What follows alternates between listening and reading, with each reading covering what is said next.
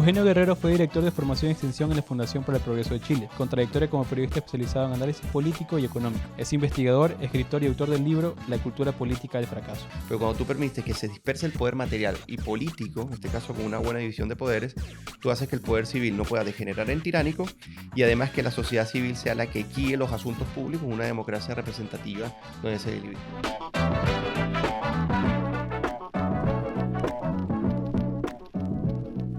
Antes de seguir con la conversación, quiero agradecerte por tu interés. Aquí no hacemos lo tradicional. Traemos historias que suman y de las que puedes aprender. Suscríbete. Con tu apoyo, podemos seguir la conversación y brindarte nuevas ideas que inspiren. Porque aquí hacemos más. Eugenio, muchas gracias por estar aquí. Recuerdo que una vez, conversando, hablábamos de que un día ibas a estar aquí también dentro del programa y hoy es el día. Sí, básicamente me dijiste, dalo por seguro, amigo. Fue en redes sociales cuando vi que estabas estrenando este gran podcast que me encanta, he visto ya varios capítulos. Y bueno, también los comparto. Y claro, te comenté y tú dijiste, vas a estar ahí sí o sí. Y mira, hoy estamos después de unos meses. Hombre de palabras. Hombre de palabra, pero sobre todo porque creo yo que tienes también una historia y unos conocimientos muy importantes que dar y de lo que no solamente yo, seguramente también las personas que nos están escuchando pueden aprender bastante. Y voy a empezar preguntándote, ¿dónde nace también este tipo de pasión que sientes sobre los temas sociales? Porque hablas de economía, política, historia, cultura, tienes un gran bagaje en general. ¿Qué fue lo que te hace involucrarte en este camino de las ciencias sociales? Bueno, la pregunta es muy interesante. Bueno, primero yo creo que herencia de mi papá, que era un gran lector, un lector enciclopédico. Y si en cierta medida eso se hereda como habitualmente. Mi madre también es buena lectora y mi hermana. Entonces yo creo que con esos ejemplos, pero el interés, lo que preguntas tú, por los temas sociales, fue la pobreza que había en mi país de origen, en Venezuela, por ahí hacia mediados de los 90. A mí eso me impresionó de manera significativa, sobre todo ver niños durmiendo en la calle. Eso yo creo que fue lo que más me impactó. Yo creo que ese fue el elemento determinante que me hizo enfocarme en algún momento a los temas como políticos, sociales, económicos, históricos, porque yo necesitaba entender. Soy una persona que me gusta entender las cosas. Y ese yo creo que fue yo creo que es la primera vez que me lo preguntan. O sea, como que qué fue lo que me llevó. Creo que ahí está el punto. Para quizás aquí quienes nos están escuchando no cuando te conocen, vienes de Venezuela, actualmente estás radicado en Chile, Sí. entendiendo ahí un poco cuál es ese contexto en el que fuiste creciendo también, no solamente como profesional, sino también desde niño, adolescente y en general. Eh, Quiero empezar con tu respuesta y preguntarte qué entendiste. Como que esa persona, ese Eugenio quizás de 15, 14 años que estaba viendo a las personas dormir, trabajar en la calle y luego tenía esa curiosidad de entender por qué sucedían estas cosas. Imagino que lo investigaste, lo estudiaste. Claro. Quiero saber qué entendiste de esa realidad que estabas viviendo. Bueno, es la gran pregunta que se hacen los grandes pensadores en general sobre cuáles son las causas de de la prosperidad y las causas de la pobreza, ¿no? Y bueno, a mí me ayudó mucho Adam Smith en cierta medida, pero claro, cuando lo entendí también en una clave desde un enfoque que me encanta y que me apasiona, que es la cultura política. Normalmente siempre se entiende que las instituciones son importantes y son muy relevantes a la hora de poder configurar un panorama político que tiende hacia el progreso, ¿no? Pero hay un elemento previo que a mí me gustó ese enfoque que da Frederick Hayek, que por cierto fue Premio Nobel de Economía en 1974, y que él ya venía investigando en estos ámbitos. Entonces yo me dediqué un poco a indagar desde ese punto, ¿qué hace que las personas se comporten de una manera y que generen un hábitus que sea la norma de ese comportamiento, que no es necesariamente consciente, y que hace que los resultados a nivel material y a nivel político sean de una forma y no otra? Y para mí, o sea, en ese sentido no podía estar en las instituciones porque las instituciones son resultado precisamente de eso. Por eso existen instituciones distintas. Y fue allí cuando me respondí un poco. Dije, bueno, el tema, lo que determina un poco por qué las sociedades progresan o son pobres, lo determina la configuración de su cultura política. ¿Ya? Bueno, hay varios autores que han ahondado en ello. Y para responderlo en Venezuela, después de muchos años, escribí un libro para, Sí, para sí, lo vamos a expresar hablar. precisamente lo que entendí. Empecemos un poco por ahí. Tu libro, La cultura política del fracaso. Sí, Mencionas que para ti las instituciones son importantes, pero que justamente esas instituciones nacen a partir de la cultura, lo que tú llamas exactamente. cultura política. Vamos hablando también un poco sobre el libro, porque seguramente es un tema que lo tocas en el libro, pero primero quiero entender las primeras aproximaciones, es decir, entender por qué dices que de la cultura nacen las instituciones y cómo podemos también definir la cultura, porque Claro. pueden existir varias definiciones y a Sí. partir de ahí continúa la exploración. Mira, la cultura normalmente se define como aquel espacio donde el sujeto determina, o mejor dicho, donde el individuo forja su perfil y aquellas actitudes que influyen o determinan sus posteriores comportamientos. Básicamente es eso. Yo siempre digo que influyen. Al final los seres humanos ni su historia está predeterminada, ¿ya? Simplemente está influida. Entonces, eso sería la cultura. Cuando hablamos de cultura política, significa cómo el sujeto, constituyéndose en un marco, en una comunidad política determinada, se configura y se interrelaciona con el poder político y el poder civil. Y para eso este enfoque tiene al menos tres partes: una evaluativa, otra cognitiva y una emocional, que es el enfoque que hace Verba y Webb en Estados Unidos y que de ahí desarrollan este enfoque de cultura política. Entonces, para responder el punto directamente, es que si la cultura es aquel espacio donde el individuo forja su perfil y aquellas acciones que influencian sus comportamientos posteriores, ¿cierto? La cultura política lo que quiere decir es cuál es el entramado institucional, en este caso, que hace que él tenga una evaluación, una cognición y una plataforma emocional frente a ello. Aristóteles definía esto o lo separaba entre el logos, el etos y el patos. Entonces, esto es más o menos una especie de analogía. Y lo que trato de decirte es que si uno no entiende qué es lo que ocurre allí, jamás vas a entender las instituciones y por qué las personas se configuran frente al poder, asumen el poder y la autoridad de una forma y no de otra, ¿ya? En Venezuela comencé a investigarlo desde 1777 en adelante, ¿ya? Este libro yo lo escribí con un amigo que se llama Luis Alfonso Herrera, que es un académico también radicado en Chile. Y lo que entendimos es que lo que permitió que el chavismo fuera no era una causa en sí misma, sino la consecuencia de algo. Y esa consecuencia de algo se forjó en la cultura política de partidos e instituciones en Venezuela al albor de las primeras 3 décadas del siglo XX, pero sobre todo ya llegando a mediados del siglo XX.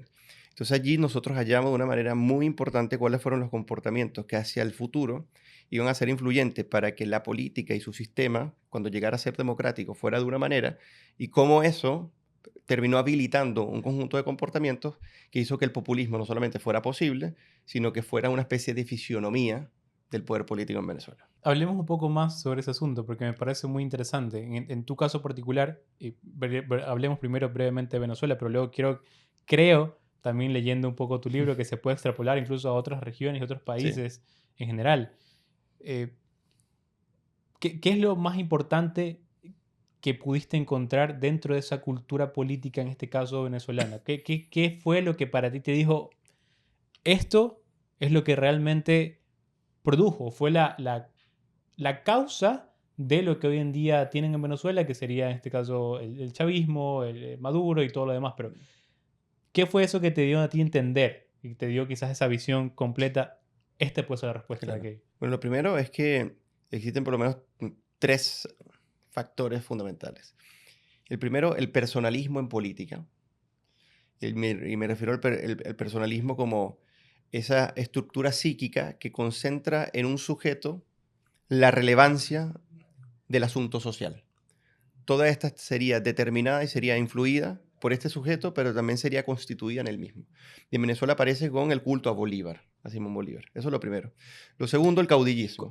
Eso digo preguntarte. El caudillismo que es distinto, porque el caudillismo es una forma de conducción política que se influye en este caso por el personalismo, ¿cierto? Y luego cuando aparecerá lo que sería el populismo. Y cuando me refiero al populismo, me refiero a una forma de construir lo político que edifica una frontera antagónica entre sujeto político que llamamos pueblo, que sería homogéneo, frente a un antipueblo, que sería el que niega a este pueblo. Sería una especie de enemigo.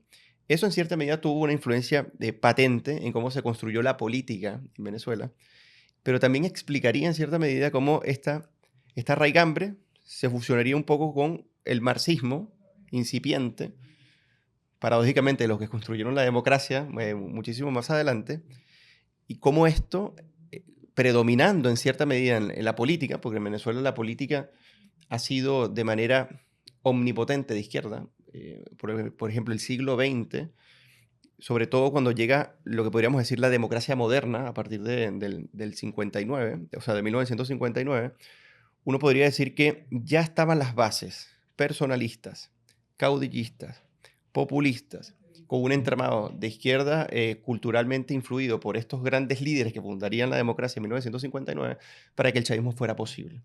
Entonces, esta base, que no, cuando te hablo del personalismo y del caudillismo y del populismo, ya estaban en la forma del comportamiento político en Venezuela. Pero cómo llega eso a constituirse en la democracia con partidos de izquierda es lo que terminamos explicando que genera el chavismo como tal.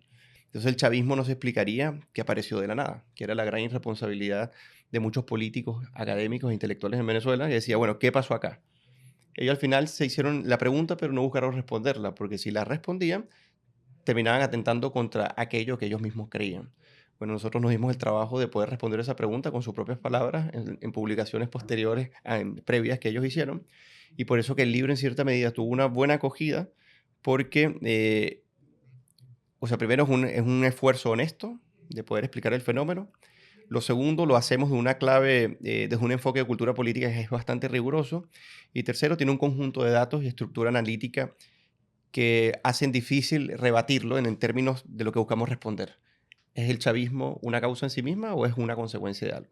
Y creo que pudimos acertar en la respuesta. Entonces se puede decir, por ejemplo, que esas causas, las que mencionas, el personalismo, caudillismo, populismo, de alguna u otra forma ya se estaban cocinando en Venezuela, y el chavismo lo único que hizo fue, quizás de manera inconsciente, pero aprovechar eso que se estaba cocinando y hacerlo un plato y empezar, obviamente, con la metáfora, ¿no? Pero empezar a diagramar a partir de ahí su proyecto político, pero era algo que ya estaba... No, lo que pasa es que el chavismo emerge de esto. No es ni siquiera que, pues está muy buena tu pregunta, porque uno podría decir, estratégicamente aprovecho una cultura política para entronizar un proyecto que lo que haga es llevar a su cenit aquello que ya estaba ocurriendo. No, en este caso es más sintomático. ¿Qué quiere decir esto? Que emerge de esta propia cultura política y se potencia en sí misma porque ya estaba llegando a su cenit. Tanto el populismo como el personalismo en política, que lo vamos a ver con Chávez, y el caudillismo como forma de conducción, que hoy en día en Venezuela lo vemos y es la norma. Todos aquellos esfuerzos que en democracia se hicieron para derribar estas formas de conducir lo político e institucionalizar el país, y que no fueron lo suficientemente potentes para poder evitar el chavismo, con el chavismo se terminaron derribando todos esos esfuerzos y obviamente la democracia, la libertad, la riqueza, la economía, entre otras. ¿Qué cosa mediste específicamente Miren, dentro de ese estudio? no, lo que pasa es que nosotros lo que hacemos es citar estudios económicos, económicos políticos, encuestas, algunas estadísticas, pero el enfoque es de cultura política. Lo que pasa es que nosotros lo que intentamos es dar una mirada comprensiva de cuáles son los efectos que vino generando, pero también cuáles eran las creencias fundamental, las opiniones y la forma del pensar que existía en ese momento en Venezuela, y habían algunas encuestadores y estudios que los venían analizando. Entonces es bien interesante porque tú analizas cómo la academia, la política, los liderazgos, las élites fueron en cierta medida parte por querer proteger un sistema que por un lado los beneficiaba, pero cuando se quiso dar una ruptura con ese sistema, que fue con Carlos Andrés Pérez en 1988, no digo que, que esto era una panacea, sino que se le quiso dar un parado a esa forma de conducir lo político, le fue bastante mal a Carlos Andrés Pérez, lamentablemente, en ese sentido. Y bueno, Venezuela lo pagó caro. O sea, cuando quieres dar un cambio profundo de lo que has venido siendo, van a haber respuestas. Y esas respuestas que se dieron en Venezuela precisamente querían evitar. Y nosotros lo que mostramos es cómo se dio ese proceso, qué creía la gente, cuál era su opinión, cuál era la decepción con respecto a lo político y qué es lo que se podría vaticinar a partir de ciertos análisis teóricos, sociológicos y políticos que venían realizando. Incluso uno de los más acertados, que fue el doctor Aníbal Romero, gran politórico y historiador venezolano, es el que hace la introducción al libro. Y cuando nos hace la introducción al libro, le encuentra sentido precisamente a lo que nosotros decimos y lo recomienda como una poderosa herramienta intelectual. ¿Por qué? Porque ya lo que él venía diciendo a finales de los años 80 era lo que terminó ocurriendo. Nosotros lo que hacemos es dar la historia y el anclaje político-cultural para evidenciarlo de una manera muchísimo más nítida. Y desde un enfoque que es la cultura política. Me da curiosidad entender cómo podríamos cambiar la cultura política, porque si estamos hablando de que las instituciones nacen de eso y las instituciones también para mí quizás son el motor principal del progreso de una nación, Así es. ¿cómo entonces hacemos que la cultura pueda cambiar? ¿Se puede hacer que la cultura cambie? Ujú, sí. Y lo que pasa es que, imagínate, hay un enfoque, que es el enfoque de Douglas North, premio Nobel de Economía también, que él diferencia entre instituciones formales e informales. Y en las instituciones informales coloca las costumbres, las normas. Y claro, quizás lo que en cierta medida uno llama cultura política, en Douglas North uno podría aproximarlo a las instituciones informales, ¿no? Que es cómo se codifican los hábitos que se terminan positivizando posteriormente en instituciones. ¿Cómo lo cambias? Con instituciones. O sea, tú cuando comienzas a adoptar comportamientos normados, ¿ya? Que, ojo, cuando yo hablo de instituciones, yo no hablo del Estado. Yo hablo de formas de comportamiento que influencian el comportamiento Como por humano. ejemplo, Por ejemplo, el mercado libre. Cuando tú tienes una cultura que no está acostumbrada a competir porque tiene una estructura mercantilista, una forma de romperla es generar dinámicas de competencia libre mercado. Esos son instituciones, ¿ya?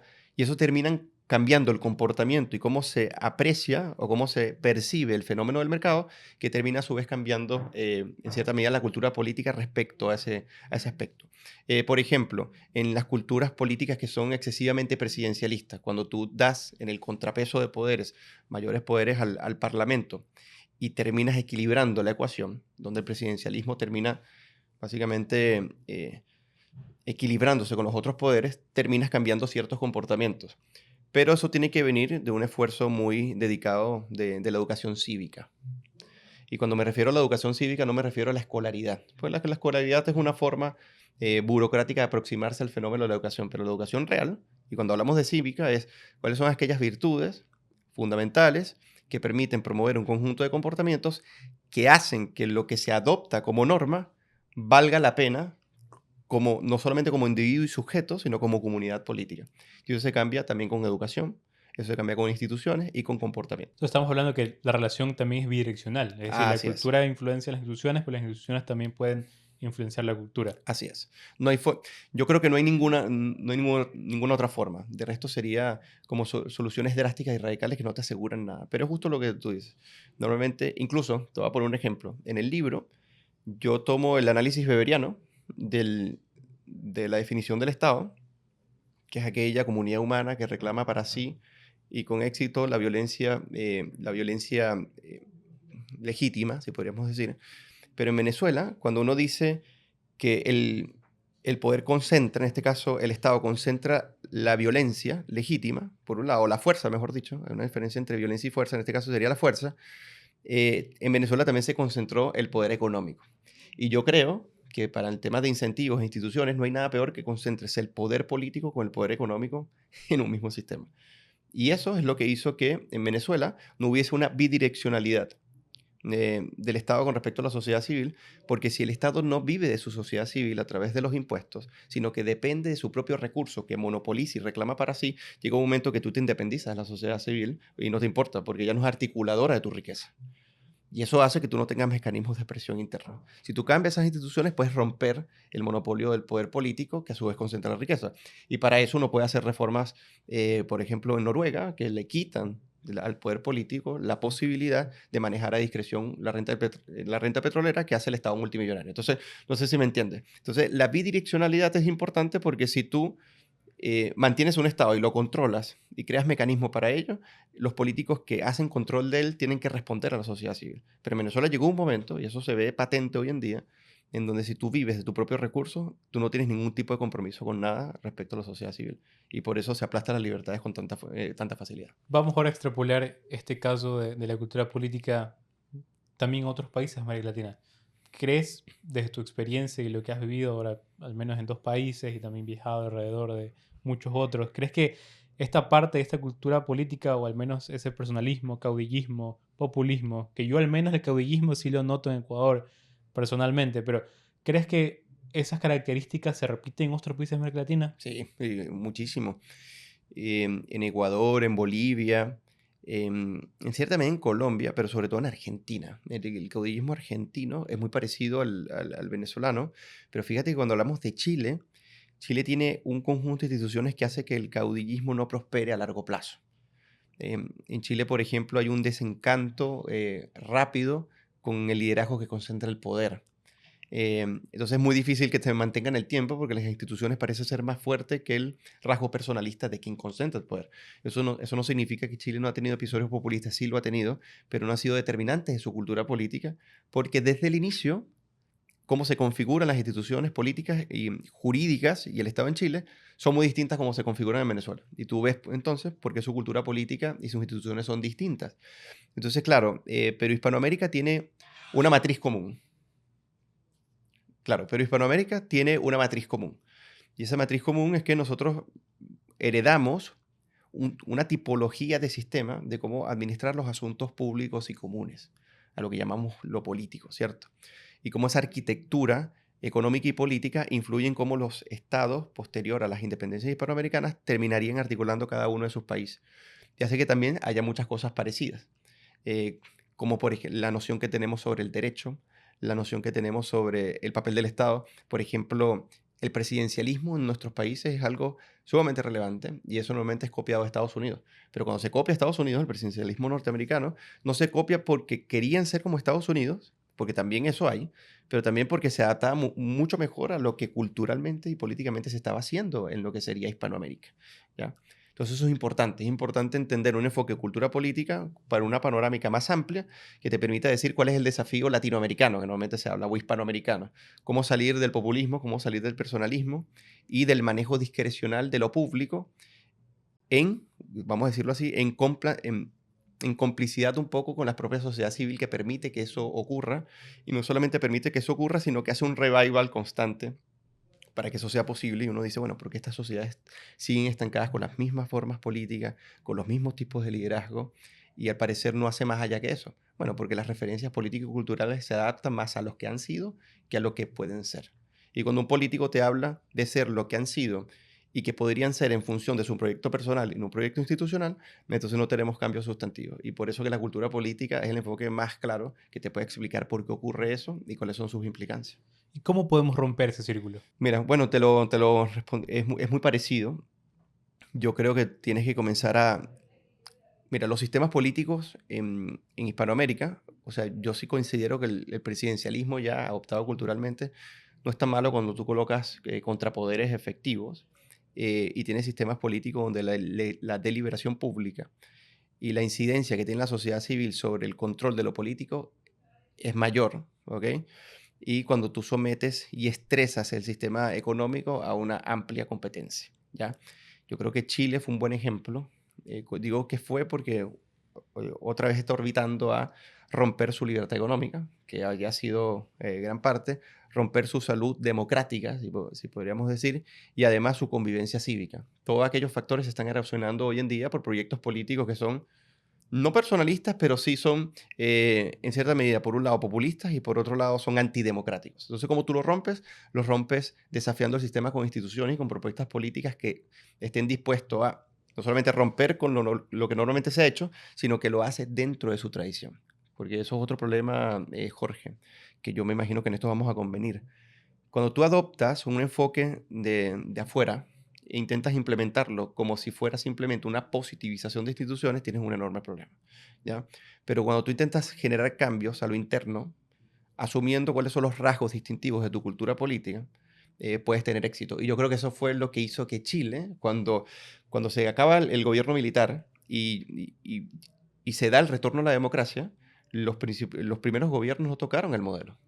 ¿Por qué? Porque ellos razonablemente dijeron, al menos materialmente, institucionalmente, Chile, o sea, estuvieron dispuestos a aceptar, ha venido funcionando de una manera correcta, con amplios beneficios para la población, ¿cierto?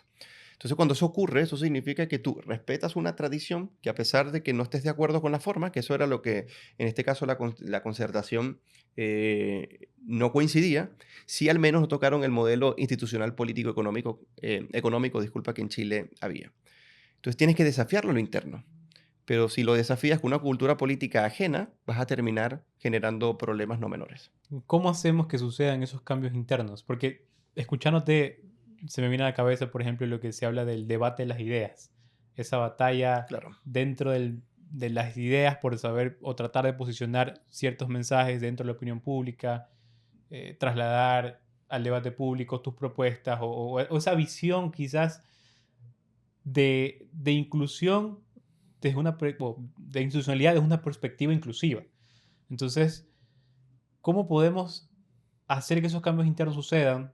¿Qué es lo que crees que se puede pegar o puede llegar a ser más eficiente dentro de eso? ¿Y cuál es el rol, por ejemplo, que juegan organizaciones como Fundación para el Progreso, que fue donde tú trabajaste, como Humanamente también, pero justamente para tratar de entrar en ese ámbito de las ideas y posicionar esos cambios? Muy interesante tu pregunta. Estoy de acuerdo con esta visión que dice que la historia de la humanidad, en cierta medida, y de su civilización, es la historia de un conjunto de ideas que constituyen sus instituciones, ¿cierto? Las ideas son las que determinan e influencian y enfocan la evolución político-institucional de un país. Si tú no tienes organismos de la sociedad civil, por eso que yo creo tanto en los think tanks, ¿ya? En los centros de pensamiento, en los centros de estudio y también en los partidos políticos que vienen a ser más rupturistas, por ejemplo, el trabajo que tú vienes haciendo con el gran equipo Humanamente, eh, el que yo venía realizando en la Fundación para el Progreso ahora en el Mises Institute Conosur en Chile. Si tú no cambias las ideas, no vas a cambiar, no vas a correr la ventana de Overton, ¿no? Y lo que significa esto es que normalmente los políticos siempre persiguen las ideas que son populares para ellos poder no solamente perseguir, sino alcanzar el poder, ¿cierto?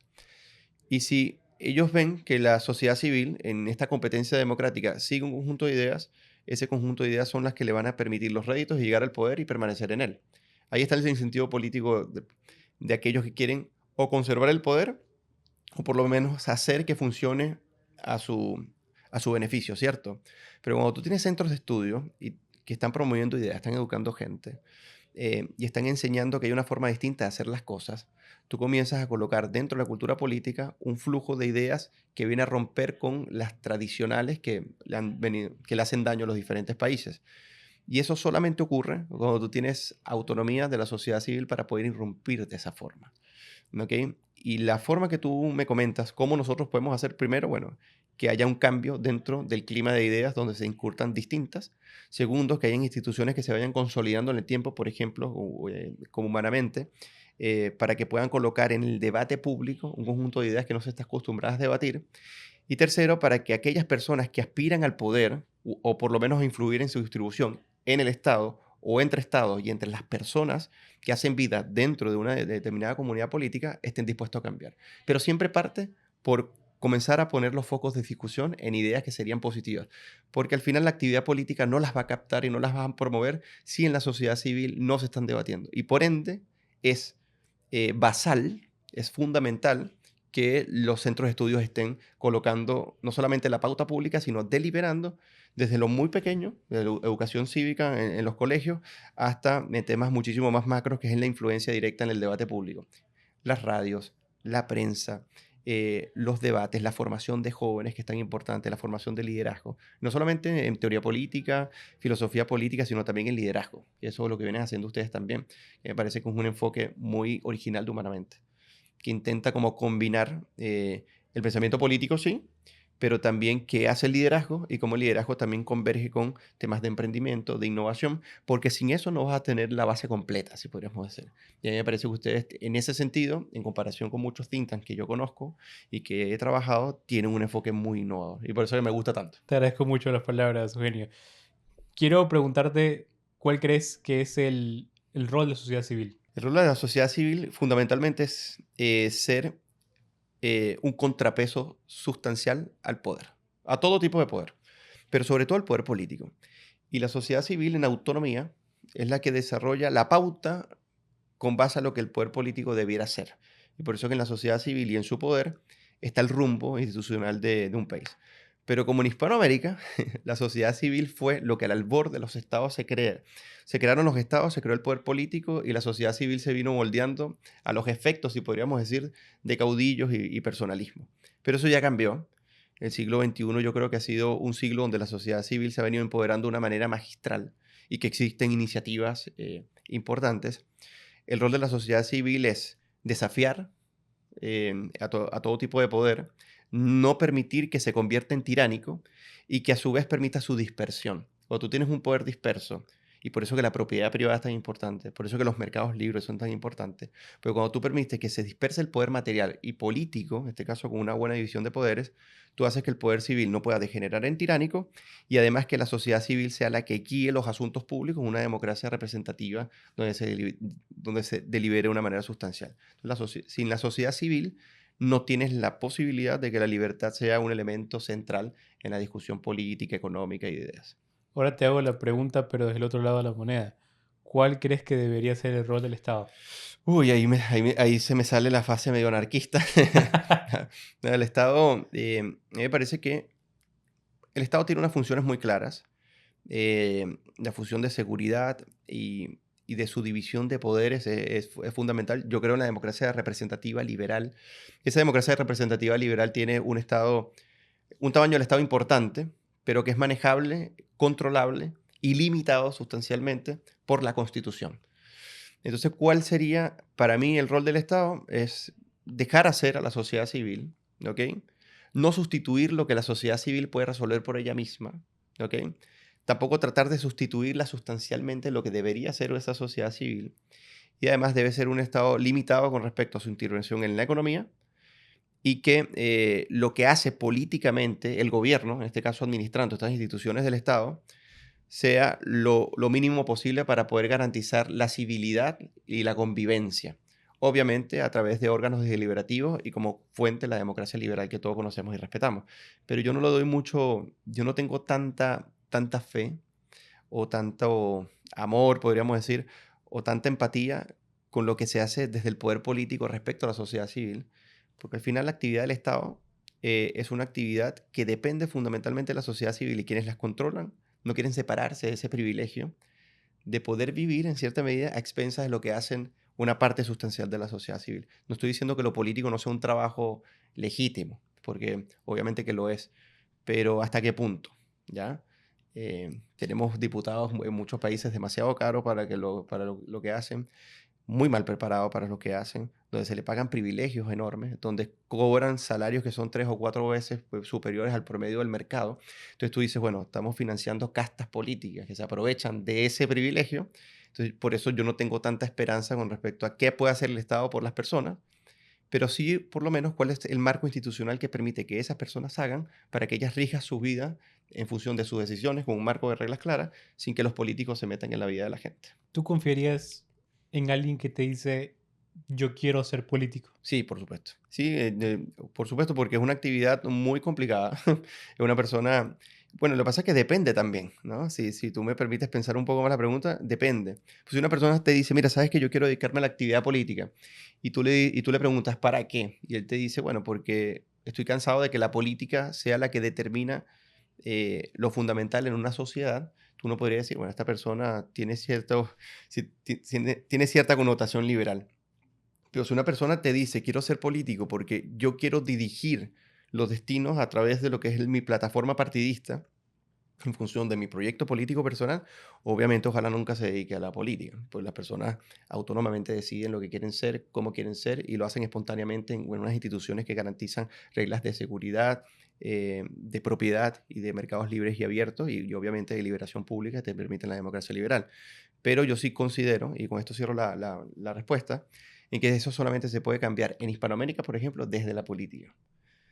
Entonces hay una buena realimentación entre, por un lado, lo que hace la sociedad civil y luego lo que hace la sociedad civil organizada, que en este caso serían los partidos políticos, que son intermediarios entre el poder político y la sociedad civil. Sin ellos no hay democracia. ¿Por qué? Porque los partidos políticos cumplen al menos tres cosas que son tres funciones. Primero, agregan intereses. Los segundos son intermediarios entre estos dos poderes, el poder político y el poder civil.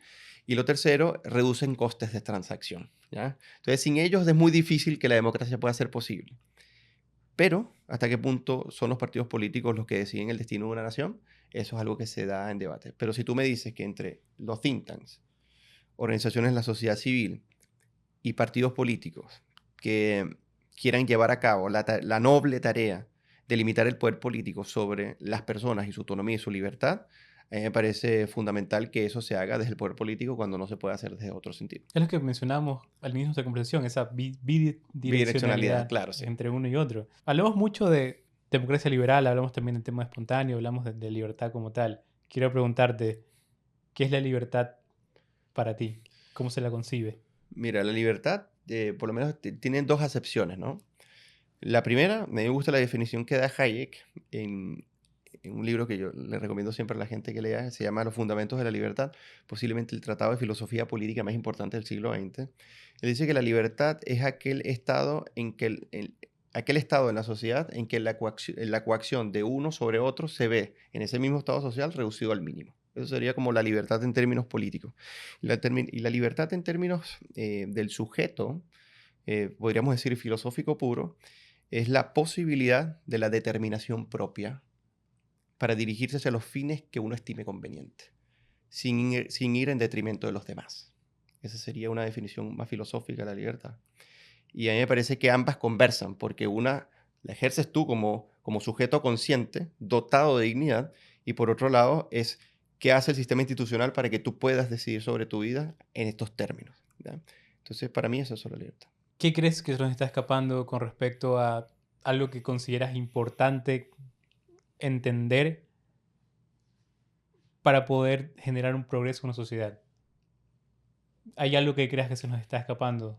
Mira, lo que pasa es que hemos tratado tantas cosas en esta interesante conversación y tus interesantes preguntas, que yo creo, lo que pasa es que a los países, a sus organizaciones, y sobre todo a la actividad humana, a veces le hace falta sueños, o sea, soñar con un mejor país. A veces estamos muy imbuidos en las dinámicas muy individualizadas, si podríamos decir, que se nos pierde de vista eh, que lograr cosas con propósito y que para que los países cambien, debe haber algo que trascienda precisamente lo que nosotros podríamos decir que sería nuestro, eh, nuestro beneficio inmediato, lo que trato de decir. Por ejemplo, cuando uno ve lo que pasó en Estonia con Marlart, por ejemplo, cuando uno ve lo que pasó en Alemania cuando se recupera de la Segunda Guerra Mundial con la reforma de Ludwig Erhard, por ejemplo. Cuando uno ve, por ejemplo, el sueño de Estados Unidos en ser esa patria libre que se independiza a través de un proceso de revolución, uno ve sueños de sus líderes políticos, uno ve sueños de una sociedad civil que busca constituirse, representarse a sí misma, y yo creo que eso se ha perdido un poco, la capacidad de soñar y de trascender la dinámica propia inmediata de nuestras sociedades de hoy. Y eso hace que sea difícil también que ciertas iniciativas eh, políticas, sociales, de ideales, llamen la atención a tal punto que la gente se plantea nosotros deberíamos ser de otra forma. O sea, nosotros podríamos creer tanto en lo que somos que podríamos llegar a ser otra cosa, incluso mejor, o a partir de lo que somos podríamos mejorar en un futuro. Cuando se pierden esas preguntas que son fundamentales en una comunidad política y la deliberación pública solamente se hace en función de cuál es el poder que me toca este año, cuántos votos necesito el próximo año para seguir asegurándole a mi partido político sus intereses corporativos. Se banaliza la política y yo creo que nosotros estamos en una crisis de la democracia representativa porque los representantes políticos están viendo al ciudadano como una especie de papeleta que vota, con piernas, que camina.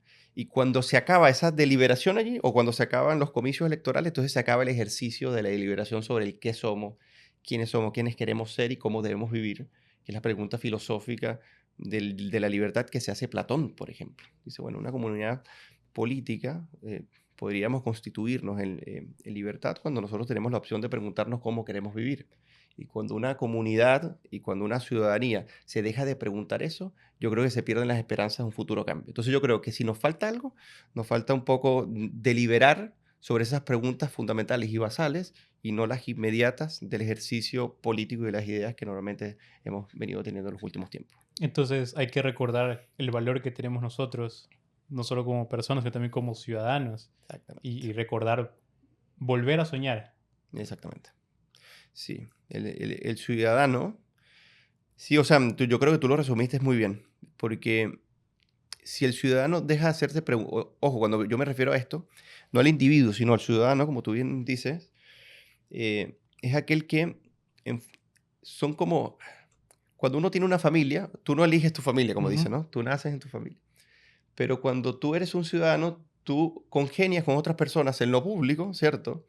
Em, Porque hay algo que a pesar de la diferencia que existe entre ustedes, los hace iguales, que es su igualdad frente a la ley y que son iguales en dignidad.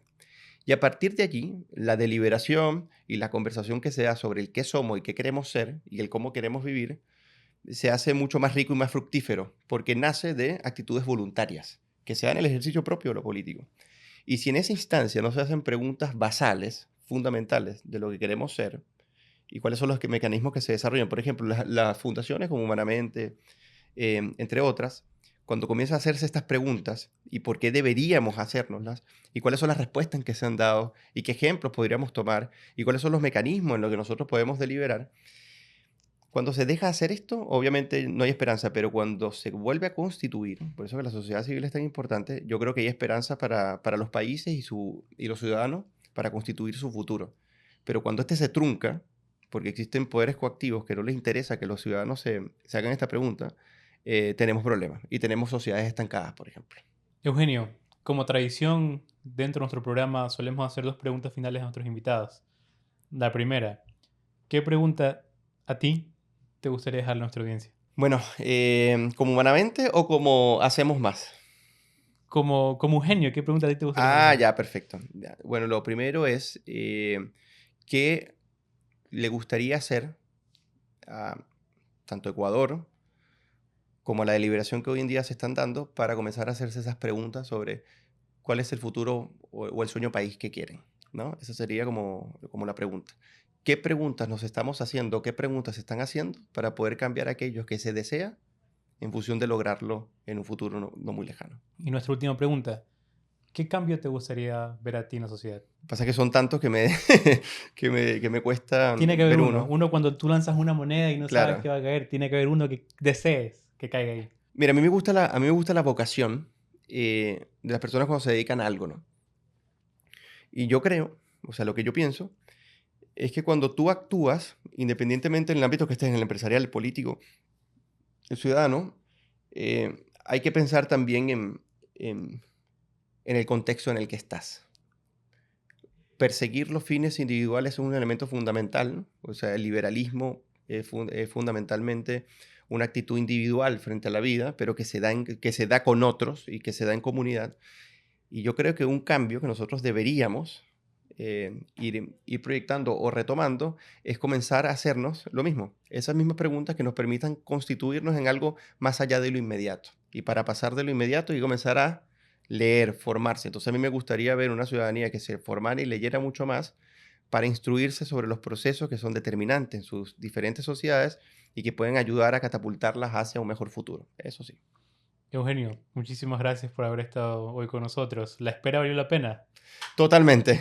Y como siempre, tú muy buenas entrevistas. y espero que no sea la última vez que te tengamos en nuestro programa. Así será. Muchas Muchas gracias. gracias. Hacemos Más se realiza con el apoyo de Infograma TV.